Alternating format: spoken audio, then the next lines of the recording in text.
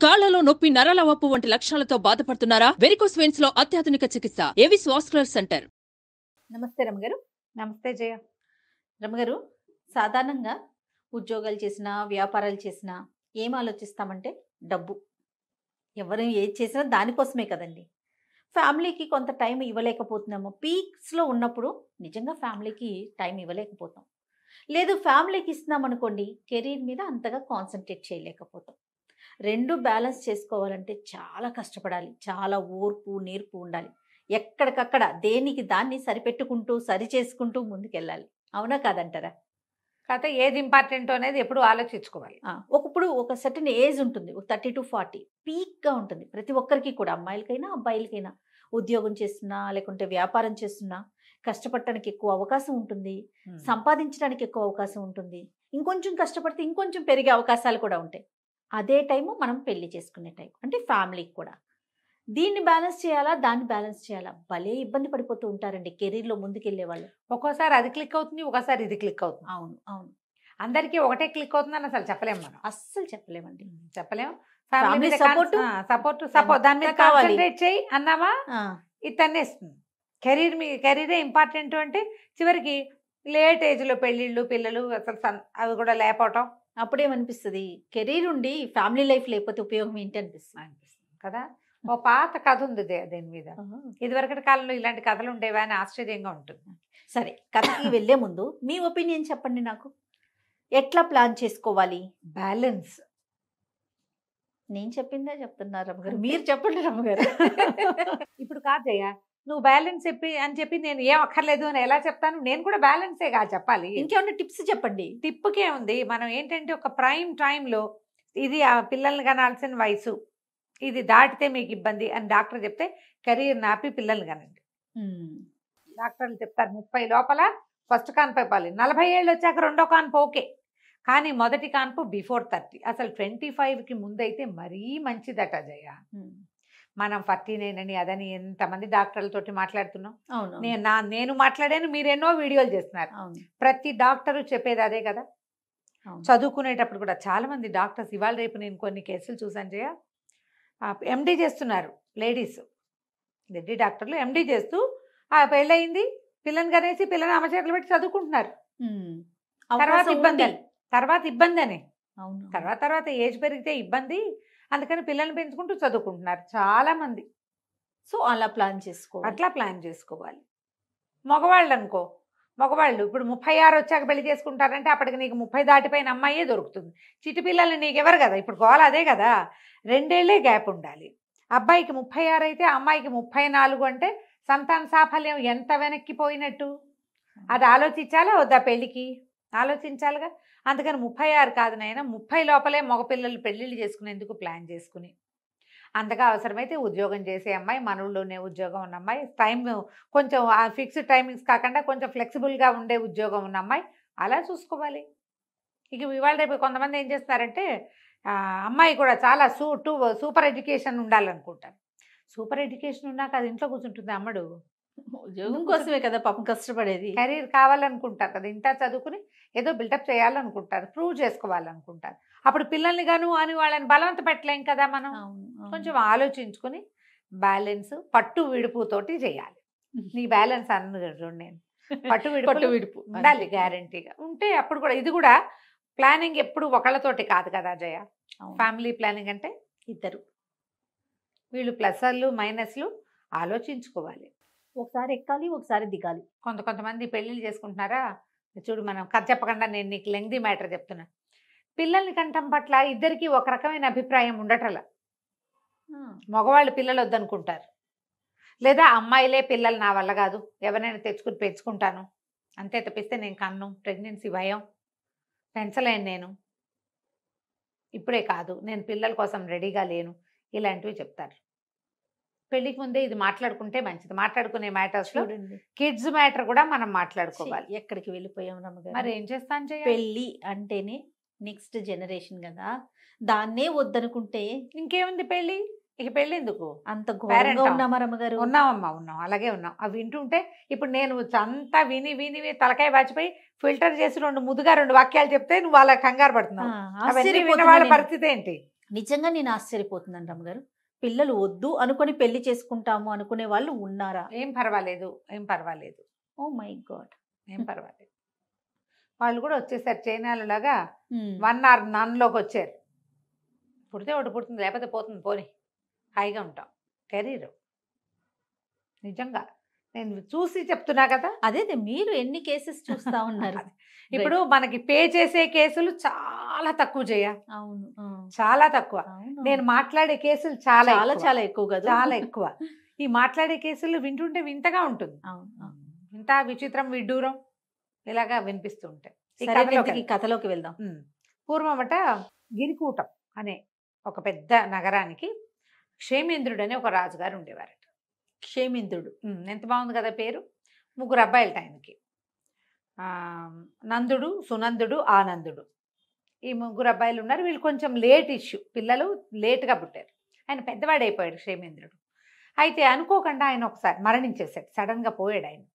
పోయేసరికల్లా పిల్లల్లో ఎవ్వరికి యవరాజ్య పట్టాభిషేకాలు అవి చేయలే. ఉంటామనుకుంటాం కదా జయ, మనం పోతామని ఎవరు అనుకుంటారు? పొరపాటును కూడా అలాంటి ఊహలు రావు. అయితే సైన్యాధిపతి చాలా గట్టివాడు. అతను రాజ్యాన్ని సంభాళించాడు. సంభాళిస్తే కొంతకాలం నడుస్తుంది. 3 అబ్బాయిల్లో పెద్దవాడైన సునందుడిని రాజుని చెయ్యాలి. కానీ అతను అట్లా చేయలే. వీళ్ళ పట్ల చాలా క్రౌర్యంగా వ్యవహరించేవాడు. వీళ్ళ చేతికి రాజ్యం పోనివ్వకుండా ఉండే ధోరణే అతనిలో కనపడడం మొదలుపెట్టింది. వీళ్ళకి అన్నీ కట్ చేసేసాడు. విసిగిపోయారు వాళ్ళు, పారిపోయారు. ఒకరోజు ఈ రాజ్యం మాది, మేము ఇది చేసుకుందామని క్లెయిమ్ చేయడానికి అక్కడ ఏ ఆసరా వాళ్ళకి లేకపోయింది. 3 పారిపోయారా? 3 కలిసి వెళ్ళిపోయారు.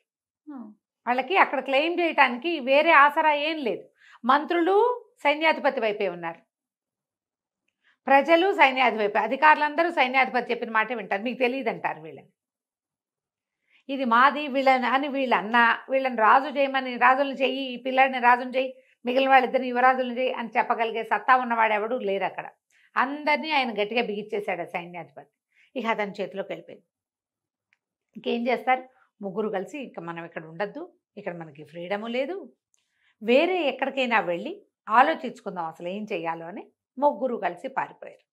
పారిపోయి నగర శివార్లు దాటేశారు. దాన్ని ఆనుకుని అవతలకి చాలా పెద్ద పెద్ద అడవులు ఉన్నాయట. అడవుల చివరికి వెళ్ళిపోయారు. ఏవో గుర్రాలు వేసుకుని వెళ్ళారు. అడవుల్లోకి వెళ్ళాక ఇక మనుషు సంచారం ఏం కనపడుతుంది? ఒక 3-4 రోజులు డక్కా మొక్కీలు తిన్నారు. చివరికి ఆ అడవి చివర ఒక పెద్ద పాక వేసుకుని ఉన్న ఒక కుటుంబాన్ని చూశారు వీళ్ళు. పూరిపాకే కానీ పెద్దది. సరే ఇంకా అప్పటికి ఏవో కాయా కసరు తిన్నారు 3-4 రోజులు. ఒక పూటైనా ఉడికిన అన్నం తినాలనిపిస్తుంది కదా.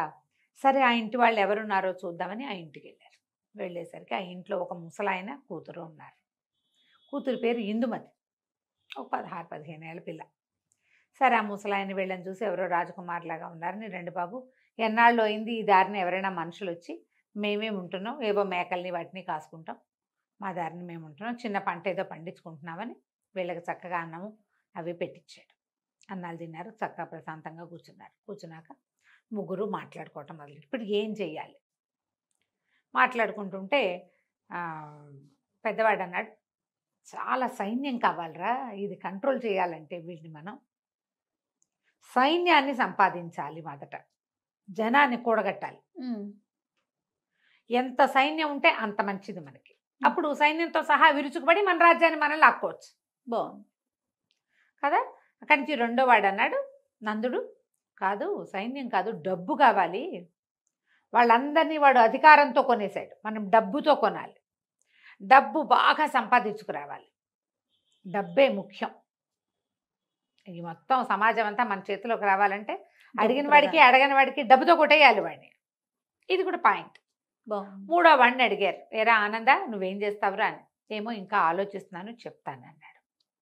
ఆ అబ్బాయి దృష్టి వాళ్ళతో పాటు ఆ కబుర్లు వీళ్ళు మాట్లాడుకుంటుంటే ఆ మాటలు వినడానికి వచ్చి కూర్చున్న ఇందుమతి మీద ఉంది. పెద్దవాళ్ళిద్దరి దృష్టి రాజ్యం మీదే ఉంది. సరే ఇంకా ఒక పూట గడిచాక కొత్త స్థిమితపడి 4 రోజుల నుంచి ప్రయాణం చేశారుగా, స్థిమితపడ్డాక వాళ్ళ దగ్గర నుంచి ఏదో కాస్త తినుబండారాలు ఒక 2-3 రోజులకు సరిపడా మూట కట్టుకున్నారు. అన్నదమ్ములు ఇద్దరు చెప్పారు, ఒకళ్ళు ఈశాన్యానికి ఇంకోళ్ళు వాయవ్యానికి బయలుదేరారు. మేమిద్దరం చెరో వైపుకి వెళ్తాం, ఒకళ్ళు డబ్బులు సంపాదించుకొస్తామన్నారు, ఇంకొకళ్ళు సైన్యం తెచ్చుకుంటా ఉన్నారు. ఆనందుడు అన్నాడు, సరే మీ ఇద్దరు బయలుదేరండి, నేను ఆలోచించుకుని నా దారి నేను బయలుదేరుతాను అంటే ఆనందుడి గుర్రం ఇక్కడే ఉండిపోయింది. సునందుడు నందుడు చేరో గుర్రం మీద చేరో పక్కకి వెళ్ళిపోయారు. తర్వాత ఏమో మాట్లాడుకున్నారంటే 10 సంవత్సరాల తర్వాత ఇక్కడే కలవాలి అని మాట్లాడుకున్నారు. 10 ఏళ్ళు ప్రయత్నం చేద్దాం, మన రాజ్యం మనకి ఎక్కడికి పోదు, మన అందరూ గుర్తుపడతారు, రాజుగారి అబ్బాయిలో మన జన్మపత్రికలు అన్నీ అక్కడే ఉంటాయి. ఓకే. 10 ఏళ్ల పాటు ఒకటి ఇది మూడో వాడికి తోచింది సంపాదించుకొచ్చి మన రాజ్యాన్ని మనం స్వాధీనపరచుకుందాం. ఆనందం అన్నాడు, మీ ఇద్దరు చెరో దారిన వెళ్ళండి, నేను కూడా ఇక్కడే కలుసుకుంటాను మిమ్మల్ని అని చెప్పాడు. సరే 10 సంవత్సరాలు సుదీర్ఘమైన రోజులు గడిచిపోయినాయి. 10 సంవత్సరాలు అంటే 3650 రోజులు గడవాలి, అంతే కదా సంవత్సరానికి. ఏడాదికి 365, 10 అంటే ఇంటూ 10 వేసి ఆ సున్నా దీని పక్కన అంతే. చేస్తుంది కదా. 3650 రోజులు Yes, yes. వెళ్ళిపోయారు. 10 ఏళ్ల తర్వాత ఒక రోజున పెద్ద సైన్యం, కనీసం ఒక 25,000 మంది ఉంటారు, సైన్యం ఆ గుడిసె వైపుకి నడిచొచ్చింది.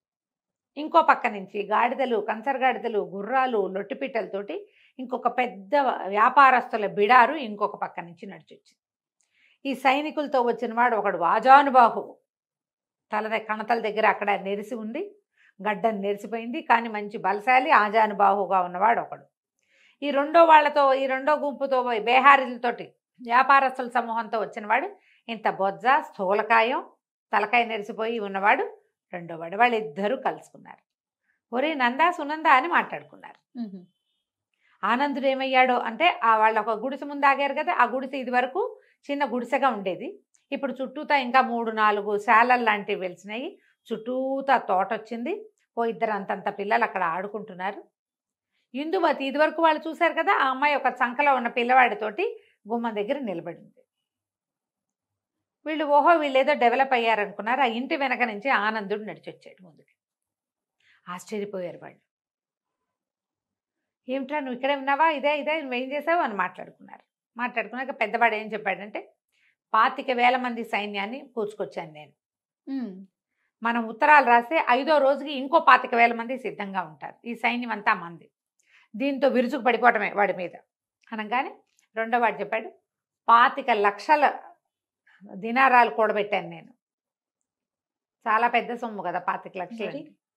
మరి మొత్తం వీటి మీద ఉన్న సరుకంతా మందే, మన వ్యాపారం నడుస్తూనే ఉంది. ఇవాళ మన దగ్గర 25 లక్షలు ఉంది, ఊరు మీద 2-3 కోట్లు ఉన్నాయి వ్యాపారంలో. ఎంత డబ్బు కావాలంటే అంత డబ్బు ఉత్తరం రాస్తే వచ్చేస్తుంది 10వ రోజు కల్లా. నీ సైన్యాన్ని కూడా ఈ డబ్బులతోటి కొనేయగలను నేను అన్నాడు. పదండి విరుచుకు పడదామన్నారు. ఆనందుడు ఏం చేశాడు, అక్కడే ఉండి ఇందుమతిని పెళ్లి చేసుకుని 3 పిల్లల్ని కన్నాడు. ఆ తోట దొడ్డి అది విశాలంగా చేసుకున్నాడు, అడవంతా స్వాధీనంలో ఉంది. అప్పుడు ఆనందుడు ఏం చెప్పాడంటే, అంత కంగారు ఏం లేదు, మీరిద్దరూ వెళ్ళిపోయినటువంటి 3-4 సంవత్సరాలకి గిరిపురం అది ఉంది కదా, అక్కడి నుంచి మనకు ఉత్తరం వచ్చింది, సైన్యాధిపతి మరణించాడని, రాజ్యం అరాచకంగా ఉందని, వచ్చి స్వాధీనపరచుకోమని రాశారు. రాస్తే నేను మళ్ళీ ఉత్తరం పంపించాను, మధ్యలో వెళ్ళి చూసొస్తున్నాను, నా భార్య పిల్లలు ఇక్కడే ఉన్నారు, మీకోసం నేను ఇక్కడ ఉన్నాను, మీరు వచ్చాక 3 వెళ్తే 3 పనులు సంభాళించుకోవచ్చు. పెద్దవాడు రాజు అవుతాడు, రెండోవాడు సైన్యాధిపతి అవుతాడు, 3వాడు మంత్రి అవుతాడు అని చెప్పాడు. పెద్దవాళ్ళిద్దరు మొహమొహాలు చూసుకున్నారు. చేయవలసిన పని చేశాడు కదా వీడు, వాడికి అందరికంటే చిన్నవాడైనా చక్కగా భార్య, ఇద్దరు ఇంతంత చేతికొచ్చిన మగపిల్లలు, ఓ చంటి పిల్ల, 3 సంతానం, యువరాజు కావడానికి రెడీగా ఉన్న పిల్లవాడు ఉన్నాడు వాళ్ళ ఇంట్లో. ఈ పెద్దవాళ్ళు ఇద్దరు, వీడికంటే 5-4 వేలు పెద్దవాళ్ళు, తలకాయలు నేర్చిపోయినాయి, గడ్డాలు నేర్చిపోయినాయి, స్థూలకాయాలు వచ్చినాయి, ఇప్పుడు వివాహాలు లేవు, ఇక కావు. చేయవలసిన పని ఏమిటి మొదట, అది వాడు చేసేసాడు. సరే ఏమనుకున్నారు, ఇంకేముంది మనం రాజ్యం చూసుకుని ఆనందుడు కొడుకుని రాజుని చేసుకుందాం, మెల్లిగా కొంచెం పెద్దవాడిని చేసుకుని అనుకుని ఆనందుడిని కుటుంబంతో సహా తీసుకుపోయి వాళ్ళ సొంత ఊరుకు వెళ్ళి రాజ్యాన్ని స్వాధీనం చేసుకున్నారు. ఇప్పుడు సంపాదన, సైన్య సమీకరణ, సంసారమా, కరెక్ట్ ఏజ్లో చేయవలసింది వీళ్ళిద్దరూ ఇవి 2 చేసేసారు. అవును. ఇది ఎప్పుడు చేస్తారు, ఇక దానికి టైం లేదుగా, దానికంటూ ఒక టైం ఉంది. ప్రధానంగా ఏంటంటే సంపాదనకి ఎల్లలు లేవు, 70 ఏళ్ళు వచ్చా కూడా సంపాదన ఉంటుంది. ఎస్. కానీ సంసారానికి వయసు కావాలి కదా, ఆడకైనా మొక్కైనా ఇది ఖచ్చితంగా. ఆలోచించుకుని మనం ఈ కథల్ని బాబా. మన జీవితాలకి అప్లై చేసుకోవాలి. అబ్బా, ఎంత మంచి కథ చెప్పారు రమ్మగారు. సూపర్ అండి, నిజంగా నిజంగా పాత చాలా కథ బాగుంది. కదా. ఇప్పుడు మనం Excellent. మనం చేస్తున్న రకరకాల వ్యవహారాలకి దాన్ని అటాచ్ చేసుకోవాలి. సెటిల్ అవ్వాలి, సెటిల్ అవ్వాలి, సెటిల్ అవ్వాలి, ఇల్లు కొనాలి, కారు కొనాలి, అదేదో కావాలి. ఆ తర్వాత కంటారంటే ఆ తర్వాత కౌంట్ ఉండదు, ఆడవాళ్ళకి అవకాశం ఉండదు. ఇంకేం చేస్తావు నువ్వు? ఇల్లు వాకిలి చూసుకుంటూ ఉంటావు అంతే. అంతే. కథ సూపర్ రమ్మగారు. పెళ్లి చేసుకోము అనే వారందరికీ ఈ ఇదే కథని చెప్పాలి. షేర్ చేయాలన్నమాట. రైట్ అండి, నమస్తే. నమస్తే. సుమన్ టీవీలో మీ పర్సనల్ అండ్ బిజినెస్ ప్రమోషన్స్ కోసం కింది నెంబర్కి కాంటాక్ట్ చేయండి.